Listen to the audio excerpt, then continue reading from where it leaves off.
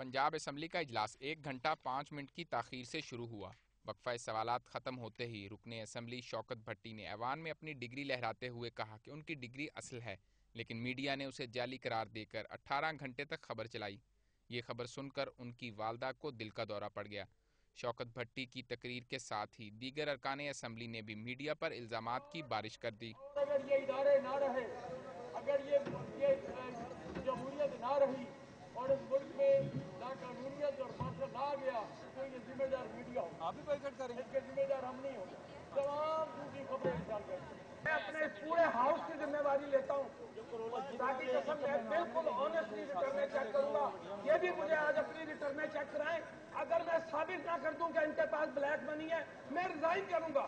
ان کو fund fraud کر رہا ہے، ان کو فائنانس فراڈ کر رہا ہے۔ اگر میں آج آپ کو شروع کر دوں، اس میں را انوالو ہے، اس میں آپ کے CIA انوالو ہے، اس میں آپ کے سوشل انٹیلیجنس ایجنسی انوالو ہے، یہ ان لوگوں کے لیے کام کر رہے ہیں یہاں پر، اور یہ جمہوریت جو ہے جمہوریت کو یہ کھوکھلا کرنا چاہتی ہے۔ میڈیا پر تنقید میں مسلم لیگ نون کے ارکان اسمبلی سب سے آگے دکھائی دیے۔ چند ارکان تو میڈیا کے ساتھ جرنیلوں اور ججوں پر بھی برستے رہے۔ پوری سوسائٹی کو اس الیکٹرانک میڈیا نے اپنی لپیٹ میں لے لیا ہے۔ خدا کی قسم اسپیکر صاحب میں آپ کو بتاؤں کہ یہ کوئی قصور نہیں ہے، یہ ملک کی تباہی کر رہے ہیں، اور لہذا یہ ملک کو تباہ ہونے سے بچائے، ملک کو تباہ ہونے سے بچائے، اس الیکٹرانک میڈیا کو اگر آپ لوگوں نے لگام نہ دی تو یہ پورا پاکستان اس کو یہ لوگ بھسم کر دیں گے۔ پاکستان کا نقصان ٹیم جے نے کیا ہے، جرنل، جوڈیشری اور جرنلسٹ، اس سے زیادہ پاکستان کا نقصان کسی نے نہیں کیا۔ جمہوریت کو ڈیریل کرنے میں سب سے پہلے ان کا ہاتھ تھا۔ عامر کو سب سے پہلے جسٹیفائی کس نے کیا؟ ان جوڈیشری نے کیا۔